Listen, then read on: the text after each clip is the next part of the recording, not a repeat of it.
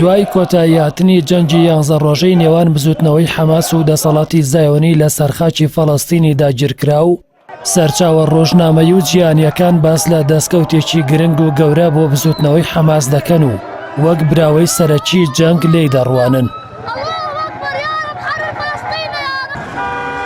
لەبارەی جەنگی ئەمجارەی فەڵەستین و ئیسرائیلەوە نووسەرێکی ئیسرائیلی بە ناوی دالیا شەندلین لە نووسینێکیدا لە ڕۆژنامەی نیویۆرک تایمزی ئەمریکی بڵاوی کردوێتەوە و باس لەوە دەکات کە چۆن ئیسرائیل لە هەرەسدایە. دالیا شەندلین لە نووسینەکەیدا باس لەوە دەکات کە حەماس سەرجەم گۆڕانکاریە سیاسیەکانی ڕاگرت، دەشڵێت دەبێتەوە قبوڵ بکرێت کە هەوڵی باڵادەستی ئیسرائیل بەسەر فەڵەستیندا نەک سەرکەوتوو نەبوو، بەڵکو ئێستا فەڵەستین بەسەر ئیسرائیلدا باڵادەستە. هاوکات ڕۆژنامەی لۆفیگارۆی فەڕەنسی لە ڕاپۆرتێکدا دەڵێت بزوتنەوەی حەماسی فەڵەستینی لەم شەڕەدا بە بەهێزی خۆی نیشاندا.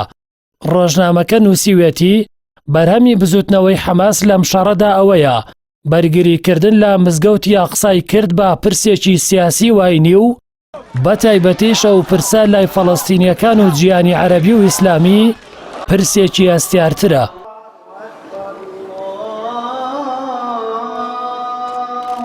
لۆڤیگارۆ لە درێژەی ڕاپۆرتەکەیدا دەڵێت هەرچەندە ڕێکەوتنی ئاساییکردنەوەی پەیوەندیەکانی ئیسرائیل لەگەڵ ژمارەیەک وڵاتانی کەندا و سوودان و مەغریبدا دەکرا دۆخەکە بگۆڕێت، بەڵام ئەوەی بزوتنەوەی حەماس کردی ئاراستەکەی گۆڕی و وای کرد مزگەوتی ئەقسا وەک پرسێکی پیرۆز بمێنێتەوە و نەتوانرێت سازشی لەسەر بکرێ.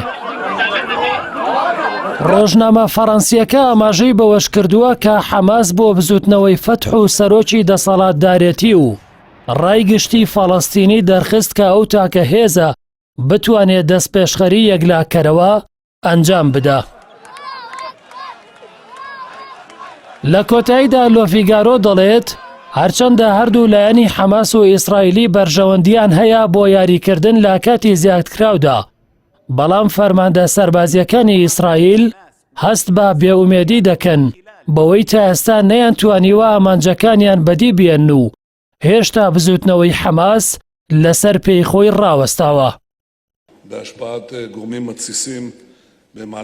هەرچەندە حکوومەتەکەی ناتانیاهۆ بانگەشەیەوە دەکات کە ئامانجی خۆی لەم جەنگەدا پێکاوە، بەڵام ناڕەزایەتیەکانی ناوخۆی ئیسرائیل و بێئومێدی سەرکردە سەربازیەکانی ئەو قەوارەیە پێچەوانەکەی ئەوە نیشان دەدەن، بەتایبەت کە سەرکردە ئاینیەکانی ناو ئیسرائیل قوبوڵکردنی ئاگربەستی بێمەرج بە دەستکەوت بۆ بزوتنەوەی حەماس لە قەڵەمەدەن.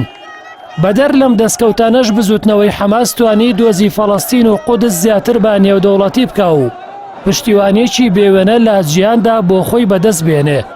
بە جۆرێک بۆ یەکەمین جارە دیموکراتەکانی کۆنگرێز لە ویلایەتە یەکگرتووەکانی ئەمریکا با زۆرینەی دەنگ بڕیاریاندا لەسەر ڕاگرتنی گرێبەستی فرۆشتنی چەک بە ئیسرائیل. بەدەر لەوەی دەنجی گەورەی ناڕەزایەتی لە جیهاندا و لە ڕێی تۆڕە کۆمەڵایەتیەکان و خۆپیشاندانی بەرفراوان لە دژ بە جوولەکە بە شێوازێک بوو کە دەسەڵاتی وڵاتەی تەنگەتاو کرد و بەردەوام لە ڕێی لۆبیەکانەوە هەوڵی سانسۆری ئەو بابەتانەی دەدا کە پشتیوانی لە دۆزی فەڵەستین دەکەن لە تۆڕە کۆمەڵایەتیەکاندا. هەر لەم شەڕەشدا بزوتنەوەی حەماس موشەکی نوێی عەیاشی بە سەرکەوتووی تاقی کردەوە کە مەوداکەی 250 کیلۆمەتر دەبڕێ و چەندین ناوچەی ناوجەرگەی ئیسرائیلی پێدەکاتە ئامانج.